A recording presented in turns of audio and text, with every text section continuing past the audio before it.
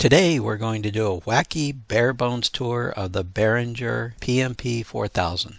This board has lots of functionality and it's got lots of dials and buttons to go with it, but don't let that intimidate you. I'll show you the default settings and then from there you can play around and deviate to get the best sound possible.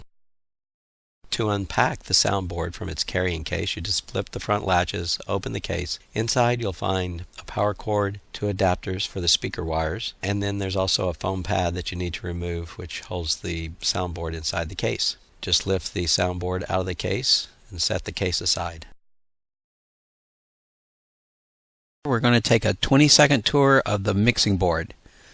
In this area is the place where you have the input jacks. Then we have the channel controls. From there, the mixed signals go over to the master EQ section. We have the effects processor, then the master output volume controls, and that sends the signal out to the output jacks, which are located in two different places. We got output jacks for the powered output and jacks for the unpowered output. First connections to make in the back are the power cord, and that's next to the on-off button. Also in the back is where you insert and rotate to lock into place the adapters that came inside the carrying case. Now it is time to connect the inputs. There are no standard connections because every weekend we have a different number of players, different type of mics, different type of instruments. But it is a typical convention to have the microphones connected in the first few channels, have the instruments in the middle channels, and to have iPods and PC type players in the stereo channels that are near the end. So here you see me connecting up a wireless microphone to channel number 1, a wired mic into channel number 2. I don't have any instruments today, so I'm jumping over to the stereo from my iPod. I'm connecting the left and right channels from my iPod into the RCA jacks in channels 9 and 10. One aspect you need to be aware of for this board is that channels 9 through 16 are stereo channels and they have multiple ways of connecting input jacks. In this case, I'm connecting up the RCA jacks, which are the red and white ones, and they're going into the B port. It has the letter B beside it, so therefore I need to depress this button that's at the top of the channel to make sure it says the input is coming from the B ports, not the A ports, which happen to be quarter-inch jacks. Finally, I want to illustrate another typical type of input that is made into soundboards, and that is with a snake. Here we have a snake that has multiple lines.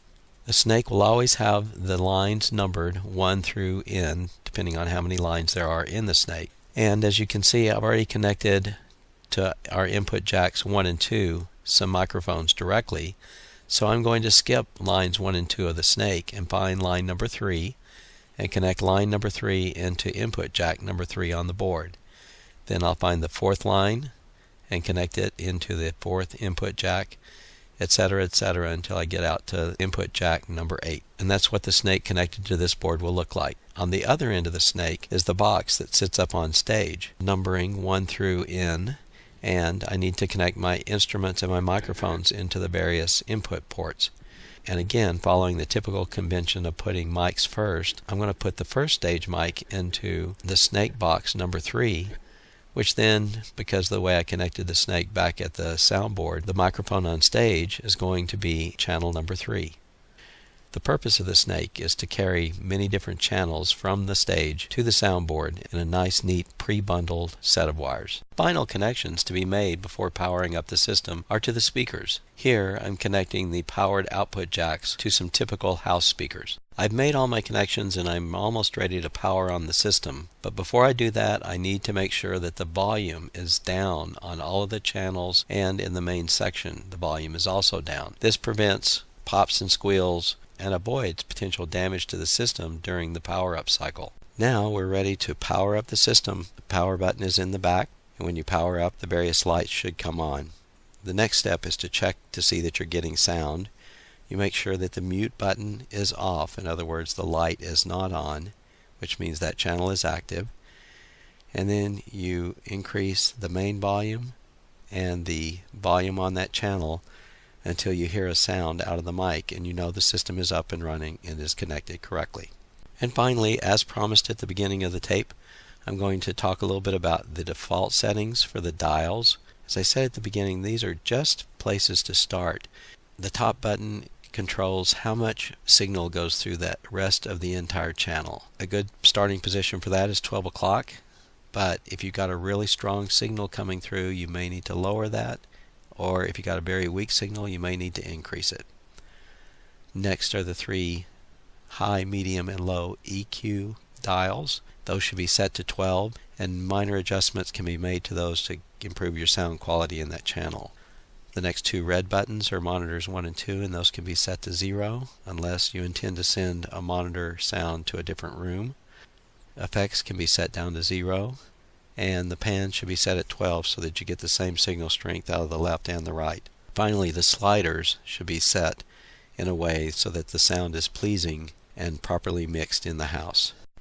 And finally, I want to cover a few other buttons and dials that are important on the board. On the upper right above the Master EQ is an extremely important button. That controls how the power amps operate through the rest of the board. My suggestion to simplify things is just to always keep it in the up position, which is main left and right. And when you do that, the slider called main 1 is the master volume control. Also, the phantom power should always be off. The EQ button should be up, which turns the EQ section off. Therefore, you end up with a flat-lined EQ, which is a good default position to start with. The effects button should be such that there is no dot next to the number in the lower right-hand corner.